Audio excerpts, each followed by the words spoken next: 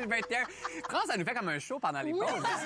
Les anecdotes. Mon Dieu. Bon, on vient de terminer 2021. Il y avait un anniversaire important, hein, les 100 ans de Miss America. 100 ans de Miss America. Depuis un petit moment, on sait, l'organisation essaie de se moderniser, devenir plus progressiste. Ils ont entre autres couronné en décembre dernier la première candidate ouvertement bisexuelle. Mais à la base, là, c'est un concours de beauté, hein, Miss America. Et s'ils veulent rester pertinents pour un autre 100 ans, il y a de la job à faire. Absolument. Mais à la base, 1921, pourquoi on lance ce concours-là? Bien, on a commencé ça à Atlantic City en 1921, un an après que les femmes américaines aient obtenu le droit de vote. Puis au début, l'objectif premier de ce concours-là... Ça marche pas. Mais non, mais c'est ça. Regarde bien ça. Un pas en avant, deux pas en arrière. c'est ça. Tout le temps. Mais vous allez voir, ça se relie tout ça. Donc, au début, l'objectif premier de ce concours-là, c'était d'attirer les touristes à Atlantic City pendant puis après la fête du travail, parce que c'était le moment dans l'année où le tourisme piquait du nez.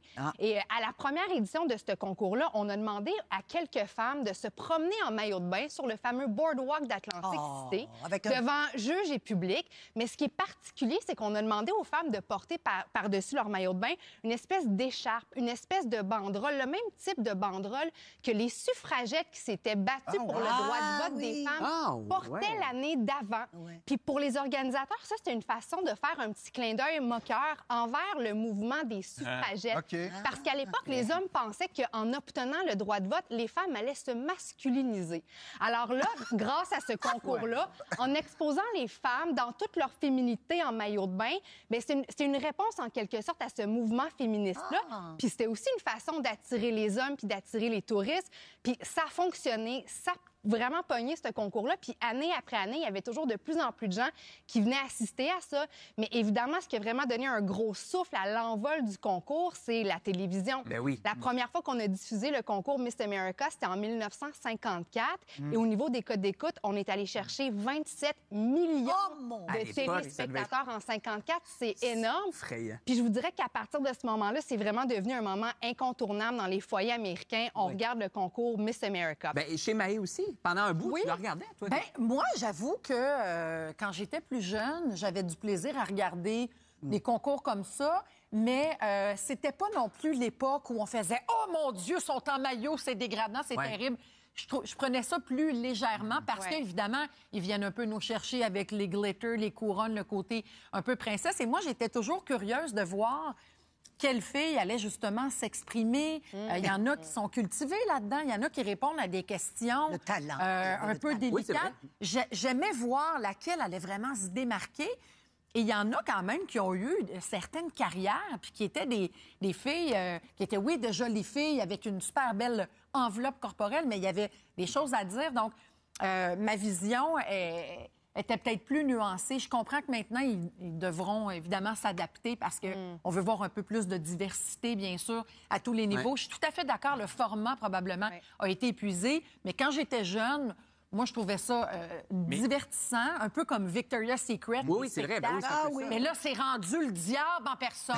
Mais au contraire, je me demandais d'ailleurs, est-ce que ce combat-là n'est pas un peu celui des années 2000 où, tu sais, il y a eu un moment où il y avait un combat contre ce type de concours-là. Puis est-ce qu'on est passé à autre chose? Moi, je sens pas autour de moi des gens très choqués de ça. Il n'y a pas un gros engouement, là. On est comme juste... Ben, tu vois, pour la première fois cette année, c'était pas diffusé à la télévision traditionnelle. C'était sur une plateforme en ligne, Peacock, puis les codes d'écoute ont vraiment diminué. Mais voyez-vous, dans les dernières années, l'organisation a vraiment essayé de changer l'identité du concours, ou du moins la perception qu'on en a. Comme ils veulent plus qu'on voit ça comme un concours de beauté. C'est un programme de bourse d'études qui prend la forme d'une compétition parce que la grande gagnante et toutes les participantes repartent avec une bourse d'études. Mais surtout, là, les gros changements importants ont été faits tout récemment en 2018. Ils ont éliminé la portion défilé en maillot de bain, qui ont remplacé par un échange avec le jury. Donc, un échange lors duquel les candidates vont s'exprimer sur les causes sociales qui leur tiennent à cœur puis qu'elles souhaiteraient endosser si elles étaient pour gagner. Le volet aussi défilé en robe de soirée, c'est plus obligatoire. C'est-à-dire qu'une femme peut porter une belle robe chic, mais c'est plus obligatoire. Elle peut porter ce qu'elle veut, mais il reste que la portion maillot de bain puis robe de soirée, ça comptait pour 35 de la note Ah, c'est finale. beaucoup. Dans le fond, ils font en habit de jogging maintenant. Ben, C'est ça. je pense pas qu'on se rend là, mais au moins, c'est plus obligatoire. Mais il reste que 35 de la note qui porte sur l'apparence physique. C'était énorme. Puis ces changements-là importants, on les doit à Gretchen Carlson, qui est une journaliste américaine qui siégeait sur le comité d'organisation du concours Miss America. Mais c'est aussi l'une des premières figures importantes du mouvement MeToo. C'est elle qui, en 2016, a provoqué la démission du PDG de Fox News, Roger Ah, c'est Ailes. elle, OK, C'est ben oui. elle. Fait qu'il y a eu beaucoup de changements. Mais Mais en même temps, il n'y a pas, je veux pas dire une hypocrisie, mais tu sais, je suis d'accord qu'un concours qui met en valeur la personnalité, les connaissances des gens, c'est bien correct, mais c'est plus la même affaire que ce que c'était. Tu sais. Ouais. Là, on est en train de dire, OK, il n'y a plus de bikini, il n'y a plus ça. Moi, je ne biaisé, l'écoutais pas, ouais. mais c'est comme si on avait un concours, mettons, de Miss Forme ou de gars en forme, qu'on dit, ouais, OK, là, il n'y aura plus d'épreuves physiques non plus. Rendu là, annulé. C'est rendu Oui, là, mais ben, oui, là, plus, c'est besoin. C'est quoi la Faut un peu pertinence le- de ça aujourd'hui? C'est ça, c'est quoi la Elle pertinence? gagne une bourse, mais globalement, qu'est-ce que ça donne aujourd'hui? ce Bien, concours-là? après ça, c'est parce qu'elle endosse ce titre-là puis elle s'implique dans toutes sortes de causes. OK. Mais moi, je trouve que ça a juste plus sa place, ce concours-là, parce qu'il n'y a pas l'équivalent masculin. On ne demande pas à un homme de venir nous prouver qu'il est beau et intelligent. On ne lui demande pas de venir nous jouer du violon ou nous faire une danse claquette sur la scène. C'est comme si ça Mais entretient pourquoi l'idée... pas qu'on leur demanderait Ben, je pas suis ça? d'accord. Hey, mais moi, je tu peux sais. juste, parce que là, j'ai dit ça avant la pause, là, je vais revenir en 1967. Vas-y On dit donc. que tout était beau, c'était l'amour, l'année de l'amour de l'Expo. Et c'était l'année de Miss Couche-Tard. Oui. France Castel avec Jacques Normand. Jacques Normand. Et c'était quoi ce concours-là? Écoute, c'était Miss Couche-Tard. À l'émission C'était Les durant le temps Couche-Tard.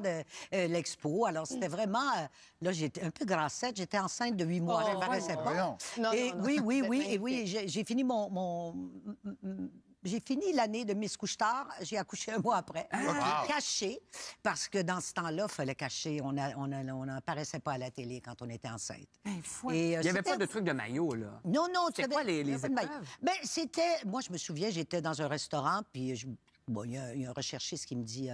vous connaissez les Couche-Tard? Oui, je connais ça, oui. Alors, on a un concours de... Oh, j'ai dit, moi, les concours de Miss, là. J'ai dit, non. Mais non, c'est un concours de personnalité. Ah, il dit, si vous vous ennuyez, voici ma carte. Alors, il m'a donné sa carte, puis j'ai regardé ça, puis je me suis ennuyée. Fait que j'ai appelé. J'ai dit, écoutez, je vais me présenter là à votre concours. Et on y va. On avait une entrevue, et puis après, ben, si on savait chanter, on chantait. Et puis là, le public... était responsable de chaque mois. Il élisait une des Miss. Moi, j'étais Miss Mars. Miss Mars? Miss Mars. sonne bien, Et oui, j'étais Miss Mars. Et après, ben voilà, Radio-Canada a choisi la Miss Couche-Tard. Et c'était moi! Ah, mon Dieu, bravo! Il y a juste France Castel pour avoir des histoires extraordinaires comme ça. J'adore. Je ne sais pas si ta sœur jumelle a les oreilles qui cillent, parce qu'on va parler d'elle Probablement. après la pause avec Marc-André Carignan. On va parler des jumeaux. C'est elle qui a une jumelle. Ah! J'étais capable d'apprendre que c'est moi. puis j'étais comme-